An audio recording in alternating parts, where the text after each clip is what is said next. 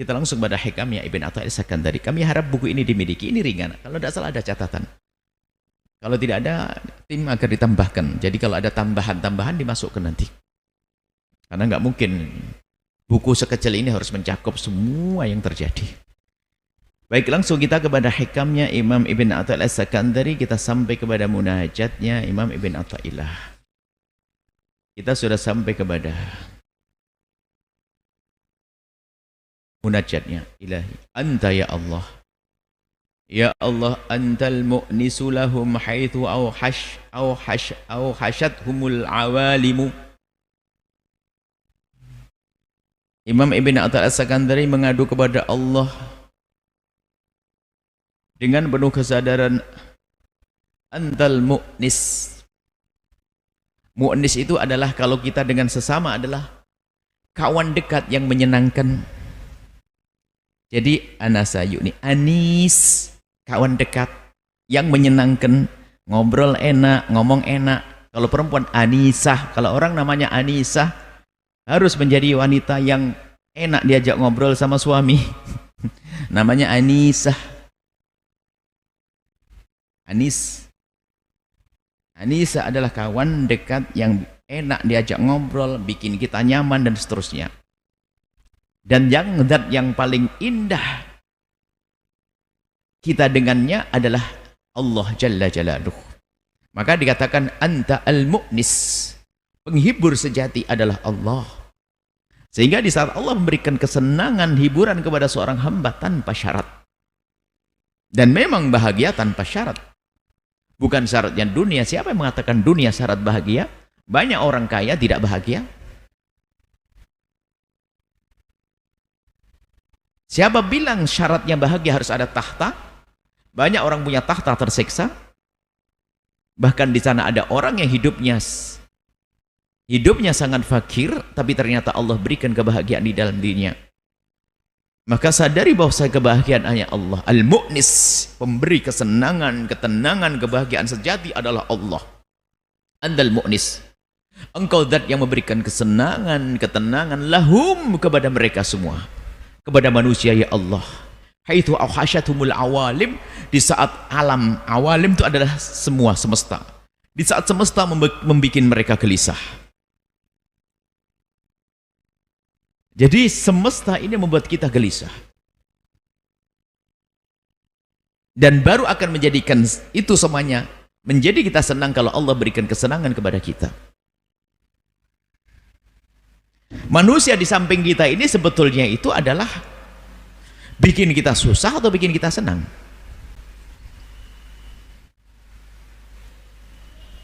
Ini pertanyaan. Handphonemu tuh bikin susah atau bikin mudah? Fulusmu, duitmu itu bikin kau mudah atau senang atau bikin kau susah? Ini kan pertanyaan. Jawabannya bisa dihadirkan semuanya. Duitmu itu bikin apa? Bikin senang kadang. Yang benar, bukankah dia yang bikin susah? Biasanya kamu enak duduk-duduk, gara-gara punya duit kau jalan-jalan, capek enggak? Kan gitu. Wah. Handphonemu itu apa? Bikin mudah atau bikin susah? Mestinya kan dibuat bikin mudah. Cuman sekarang orang dibikin susah gara-gara handphone. Ya kan bisa berubah-ubah. Kawan ini yang sampingmu itu bikin susah atau bikin senang? Bisa jadi dia bikin senang, suami yang soleh, yang baik bikin senang, tapi bikin susah ada suami bikin susah. Loh, kok begitu? Berarti semuanya ini bisa menjadi indah. Siapa yang buat indah? Adalah Allah Jalla Jalaluh. Kita mengusahakannya sehingga bahagia tanpa syarat. Al-Mu'nis, yang bikin ketenangan, ketentraman, kedamaian sejati Allah. Maka mintalah kepada Allah, kita mengusahakan interaksi dengan sesama penuh dengan tata krama, akhlak yang baik, istri menghormati suami, suami menghormati istri, dan wajib itu untuk menggapai kebahagiaan. Tapi kebahagiaan tetap dari Allah yang sesungguhnya. Tapi kita hanya mengusahakannya. Di sini mengadu Al-Mu'nis, zat yang maha pemberi ketentraman, kedamaian adalah engkau ya Allah. Di saat semesta bikin kegundahan, semesta semua bikin susah, bikin susah, kecuali di saat dirubah oleh Allah menjadi sebab kebahagiaan di dalam diri kita. Nah, seperti itu. Al-awalim adalah semesta ini, semesta. Kemudian dilanjutkan, wa antal ladzi hadaitahum hattas tabanat lahumul ma'alim. Engkau yang memberikan hidayah kepada mereka ya Allah sehingga rambu-rambu jadi jelas. Engkau yang memberikan hidayah. Pemberi hidayah adalah Allah Jalla Jalaluh. Akal kita mengetahui ini hal yang menguntungkan saya dan ini tidak menguntungkan, tapi belum tentu dia bisa mengikutinya kecuali dapat hidayah dari Allah Subhanahu wa ta'ala. Hidayah, orang mengerti sebuah kebenaran tapi tidak serta-merta dia mengikutinya kok. Mungkin kita sering lihat itu haram, kenapa kita masih mencoba-coba? Kita juga mendengar bahwasanya itu keutamanya besar. Siapa yang gak tahu tahajud keutamanya besar? Coba. Biarpun mungkin hanya kita menghafal tahajud keutamanya besar, sholat duha keutamanya besar, tapi kenapa kita susah melakukannya? Itu orang yang tidak melakukan sholat itu bukan orang yang tidak mengerti sholat ada pahalanya, bukan tidak mengerti sholat itu adalah kewajiban. Dia ngerti sholat sebuah kewajiban dan dia ngerti sholat ada pahalanya, tapi tidak dipilih oleh Allah, maka tidak bisa melakukan sholat. Jadi gak cukup dengan pengetahuan kita lalu serta-merta kita mengikutinya. Alangkah banyaknya kita sopan santun kepada istri, kepada suami kan ada pahala, tapi kenapa kita ngomong kasar? Dan kita tahu kalau kita ngomong kasar nyakiti dia, tapi kenapa kita masih melakukannya? Alangkah banyaknya sesuatu yang kita sesungguhnya tahu tapi kita tidak mampu. Kenapa? Tidak dipilih oleh Allah. Sehingga kita minta petunjuk terus, itu harus tidak kurang dari 17 kali kita selalu minta petunjuk pada Allah. Ihdina, ya Allah berikan pada kami petunjuk. Shiratal mustaqim, jalan yang benar itu adalah bukan sekadar jalan surga, jalan hidup di dunia menuju surga, jalan berumah tangga, jalan berbisnis, jalan berinteraksi dengan kawan. Minta petunjuk dari Allah. Kalau sudah Allah berikan petunjuk, lihat lempeng, indah. Makanya kalau kita mengucapkan ihdinas shiratal mustaqim, shiratal ladzina an'amta alaihim, jalannya orang yang kau beri karunia, kan banyak luas makna karunia. Ya Allah, tapakkan kaki kami di jalan-jalan orang yang kau beri kenikmatan, kan luas kenikmatan.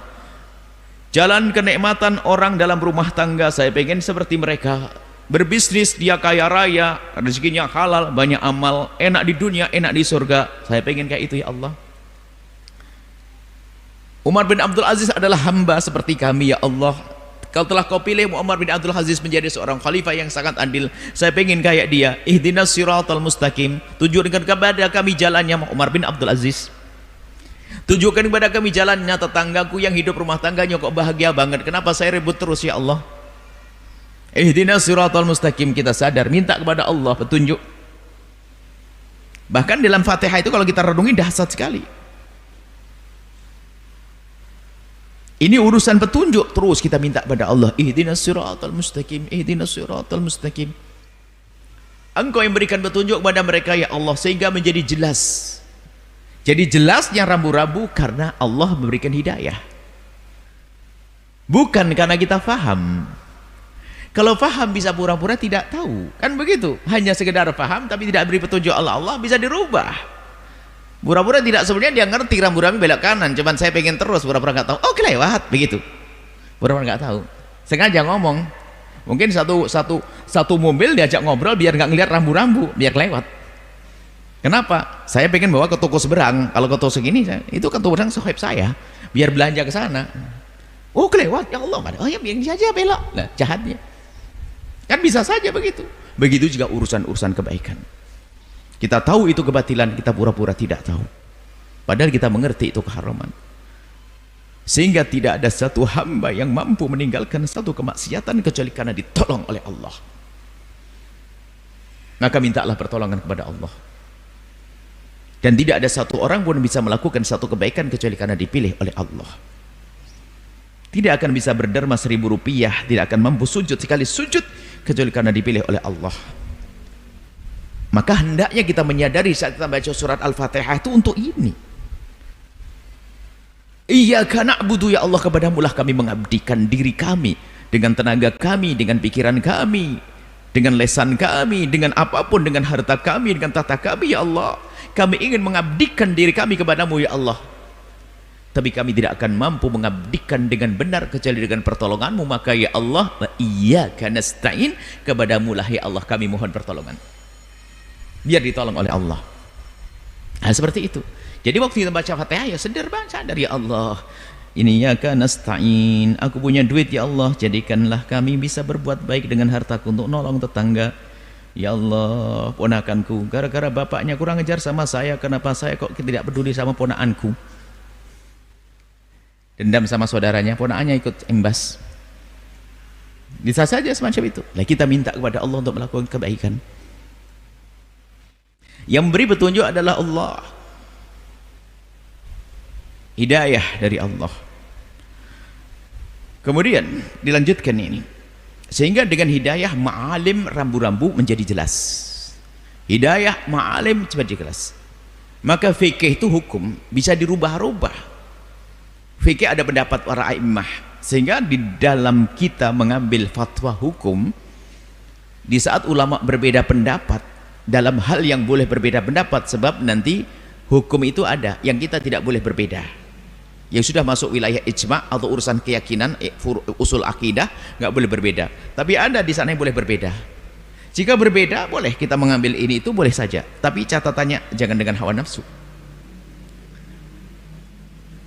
Kalau ingin mengeluarkan fatwa, keluarkan dari kepentingan pribadi dan hawa nafsu, baru nanti akan menemukan kebenaran sejati. Sebab hawa nafsu dia fatwa untuk dirinya sendiri. Kata guru mulia kami adalah ukhruj min hadzi nafsik. Ingin membahas fatwa, kita bertanya suatu ketika, semoga kita bisa menjalankan. Kita sering ubtulina bil ba'dil as'ilah min. Kita ngadu guru, kita sering ditanya orang. Dan kita tahu ada beberapa pemahaman fikih-fikih itu. Gimana cara menyampaikan? Boleh makan sederhana. Ukhruj min hadzi nafsik. Ente keluar dari kepentingan pribadi ente bisa milih terbaik. Keluar dari kepentingan pribadi ente sudah. Ente akan bisa menemukan yang terbaik di antara pendapat para a'immah. Kita hawa nafsu, kita manusia sering di dalam memberikan fatwa, membela diri, membela ini kan hawa nafsu. Biarpun ini pendapat para ulama, tapi kalau ditumpangi hawa nafsu kita menjadi bermasalah. Baik, kita lanjutkan. Hidayah dari Allah. Maka mencarilah kita hidayah, minta petunjuk dari Allah. Kalau sudah, dan untuk mendapatkan petunjuk dari Allah, kita mujahadah, minta, berusaha, belajar. Kita belajar begini sebelumnya mencari hidayah. Biar kita tahu jalan, kemudian mendapatkan keberkahan majelis, kemudian kita bisa ngikuti. Beda. Kita membaca sendiri, mohon maaf, kita membaca sendiri bisa paham, tapi susah mengamalkannya. Cuman kadang di saat kita membaca dengan guru, satu saat menjadi mudah kita mengamalkannya. Ada rohnya di sini. Saya baca buku berlembar-lembar, wah paham, tapi nggak bisa berdiri melakukan sholat 1 rakaat. Tapi di saat ketemu dengan guru ada rohnya ngomong. Guru hanya 1 kalimat, lakukan karena Allah bisa melakukan kita. Dan seperti itu hidayah. Tapi kalau kita sudah berusaha mendapatkan hidayah dengan belajar, berusaha mujahadah, Allah akan kasih petunjuk menuju Allah. Walladzina jahadu fina lanahdiyannahum subulana. Kalau orang serius kayak begini, ini serius mencari jalan menuju kemuliaan, menuju keridhaanku, walladzina jahadu fina lanahdiyannahum subulana, ini saya akan aku beri petunjuk. Maka jangan ragu, terus istiqomah semacam ini. Allah akan beri petunjuk yang luas. Makna petunjuk ini bukan hanya petunjuk kita untuk melakukan ibadah saja. Petunjuk Anda bagaimana berurusan dengan suami, petunjuk bagaimana Anda berurusan dengan saudara sehingga tidak rebutan waris, petunjuk Anda bagaimana urusan dengan rakyat karena ada seorang pemimpin. Maka berusahalah terus menghadiri tempat mulia ini. Inilah kita mencari petunjuk. Dia katakan walladzina jahadu fina, makna mujahadah, mencari Allah ya begini, ini caranya. Kita belajar, mudarasah, mendengar dari guru, mendengar dari kawan, mudarasah. Ya Anda bisa bayangkan, jika saudagarnya selalu menghadiri tempat mulia semacam ini untuk belajar, kemudian pejabatnya juga demikian. Terlepas bukan masalah gurunya, bukan. Ini loh tradisi macam ini. Ini kan hanya berapa kali dalam seminggu. Ini bisa mengasah Anda, ngeces selama seminggu setelah itu.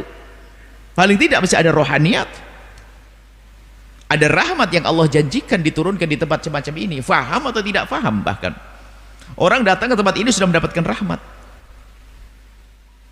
mendapatkan kemuliaan. Di sini ada kesejukan. Kesejukan akan terasa kadang hingga sampai pertemuan berikutnya, hingga terus pertemuan berikutnya. Ini termasuk golongan walladzina jahadu fina lanahdiyannahum subulana, yang berusaha mencari jalan Allah akan Allah berikan petunjuk.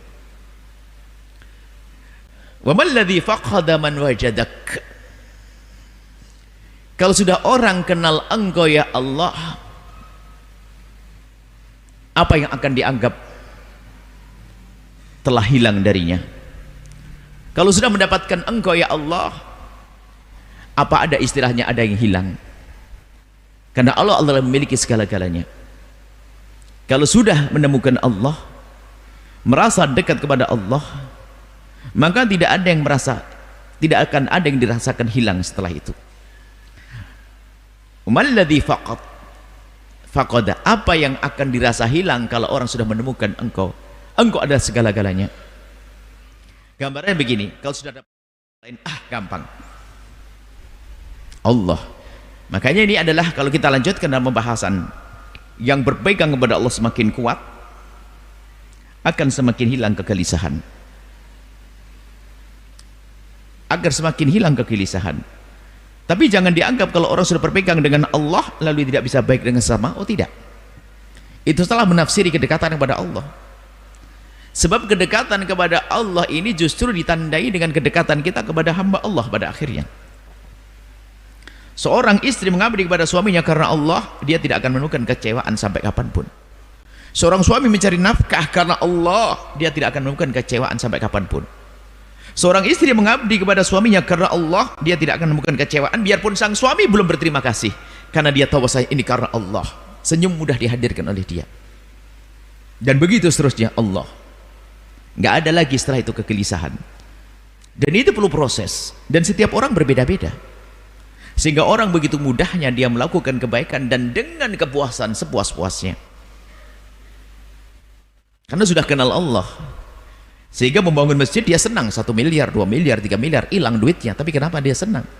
Padahal kalau ingat kerjanya, dengan kerja keras, meras keringat, banting tulang, jerih payahnya untuk mengumpulkan uang, tapi ternyata setelah itu seolah-olah dihamburkan, bangun masjid, pesantren, dia menemukan kesenangan karena sudah kenal Allah. Jadi hiburannya banyak, bukan di saat dia menerima sebuah kebaikan, tapi di saat dia memberi pun dia dengan penuh kesenangan. Unik, tapi kenyataannya ada. Dan itu bisa dirasakan oleh semua dari kita yang punya iman. Syaratnya iman, jadi berbuat baik karena Allah, dia senang berbuat baik. Tapi kalau kita tidak kenal Allah, berbuat baik hanya karena manusia, lupa kita tidak diterima kasihi saja, gelisahnya sepanjang masa. Nggak tahu diri, saya sudah berbuat baik nggak pernah ada terima kasih, ngucapin selamat kek, kita capek. Sehingga seorang istri cemberut, sudah dimasakin capek-capek nggak dimakan. Nah, padahal waktu suaminya nggak makan itu bukan karena tidak enak, karena dia ingat bahasanya istri menginginkan sesuatu di sana, dia pengen buru-buru membelikan untuk istrinya, kan tidak tahu, sehingga lupa nggak makan, terlanjur istri marah-marah. Tapi istri yang luas, enak, ya Allah dimasakin kok tidak dimakan. Mungkin suamiku lagi atau enggak enak, ya sudah tak makan sendiri, lumayan buat nambah berat badan, gitu saja, nggak usah susah. Seorang istrinya santai aja. Jadi biasakan dengan kelapangan hati, karena dia ingin mengabdi pada suami karena Allah.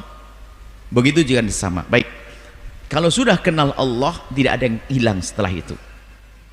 Laqad khaba man radiya dunaka badala, maka akan rugi, akan sia-sia, akan gagal orang yang rela dunaka badala, mendapatkan pengganti selain kau, selain engkau ya Allah. Jadi di saat bergantung kita kepada Allah berkurang, lalu mulai bergantung kepada selain Allah, maka saat itulah mulai muncul kegelisahan. Ini bukan berarti kita tidak boleh butuh kepada sesama, enggak. Bohong kalau aku tidak butuh dengan kamu, bohong. Wong Allah menjadikan kita saling memerlukan kok. Tapi yang tidak boleh adalah kita menganggap bahwasanya kehidupan kita hanya dengan ini, seolah-olah nggak ada lagi Allah, sehingga panik kalau sudah di PHK saja kayak kiamat dunia. Apa PHK? Orang Malaysia nggak dengar. Ini yang dengar di Malaysia juga. PHK itu apa singkatannya? Ya singkatannya apa?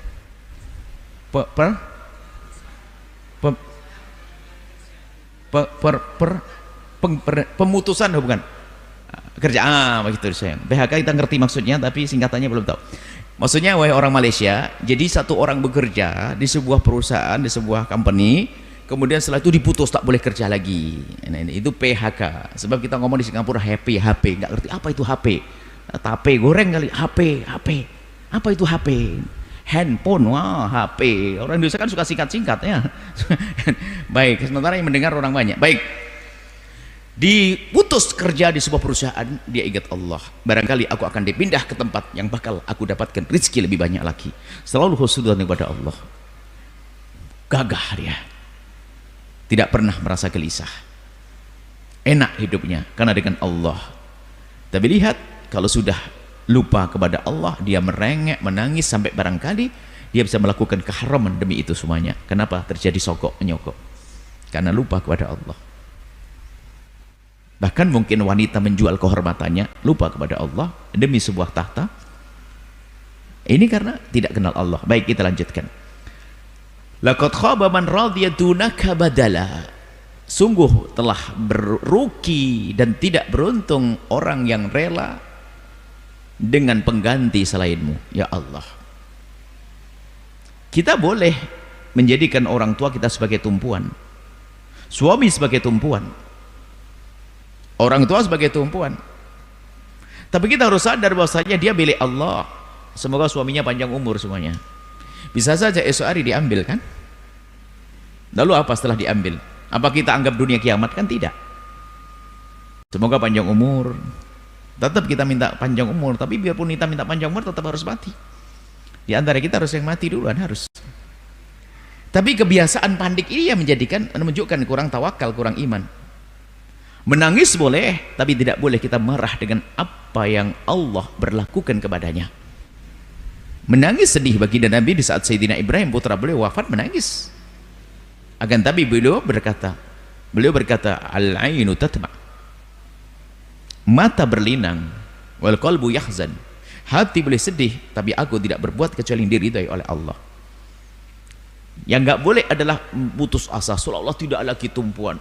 Siapa lagi yang mencukupi, siapa lagi? Allah. Nah, lihat, kalau orang dengan Allah kan gagah dia, gagah dia, izzahnya, mulianya dengan Allah. Sehingga makanya termasuk orang yang merasa rendah dengan kefakiran, sebetulnya dia adalah orang yang bakal sombong di saat dia kaya. Jangan merasa rendah dengan kefakiran. Orang yang menganggap kefakiran sebuah kehinaan, maka saat dia menjadi kaya, dia pikir kekayaan sebuah kemuliaan, maka merendahkan orang lain. Tapi orang merasa mulia dengan Allah, dia fakir. Ada satu kisah namanya Rib'i. Dia wibawa, saya merasa mulia dengan Islam, dengan agama, dengan Allah. Mungkin penampilan biasa saja, tapi seorang muslim harus punya gagah, wibawa. Tidak boleh kita rendah hanya karena kita fakir, kita miskin, kita. Sehingga dikatakan man tawaddu li ghaniyin li hina udzaban au thulutsatini. Kalau kita tawaddu kepada orang kaya karena kekayaannya 2/3 iman kita runtuh. Kita tidak boleh tawaddu kepada orang kaya karena kekayaannya. Tapi kalau kita tawaddu kepada orang kaya karena dia orang yang soleh, oke. Tapi kita merasa merendah karena urusan kekayaannya dia, berarti kita merendah kepada dunianya. Maka kalau kita hubungan dengan orang kaya, hubungan cinta, merindukan orang kaya agar masuk surga, bukan karena kita merendah. Kepada pejabat pun juga demikian, kita cintai. Kalau kita ketemu pejabat tinggi, mungkin ada di sini para pejabat, kami cinta Anda, yang kami rindu adalah Anda masuk surga dengan jabatan Anda, bukan karena kami ingin Anda bangun pondok saya, bukan bantu Anda, bukan itu. Kalau itu sudah salah niat kita. Orang kaya yang bertemu dengan kami hari ini, detik ini, malam ini, kami rindu Anda menjadi orang kaya masuk surga dengan kekayaan Anda. Bukan berarti Anda harus bantu pondok Al-Bahjah, bukan. Yang penting Anda dengar omongan kami, lalu Anda pulang, lalu Anda ingin berbuat baik, benahi musola di kiri kanan Anda, berbagi dengan tetangga yang fakir, cukup. Nah, seperti itu. menjadikan orang rindu kepada Allah Subhanahu wa taala. Walaqad khasira man baghiya anka mutahawwala. Maka sungguh rugi orang yang menginginkan menjauh pindah daripada kerinduan kepadamu. Jadi tidak menomorsatukan Allah lagi. Akan rugi orang yang telah menomorsatukan selain Allah. Ini memang tidak boleh hanya sekedar slogan yang diucapkan lidah kita, tapi dulu kita asah. Ujian. Nggak boleh. Kalau ngomong kan gampang. Nomor satu Allah. Lagi-lagi Allah. Siapa lagi? Ya Allah lagi. Kemudian Allah lagi. Itu kan kalimat.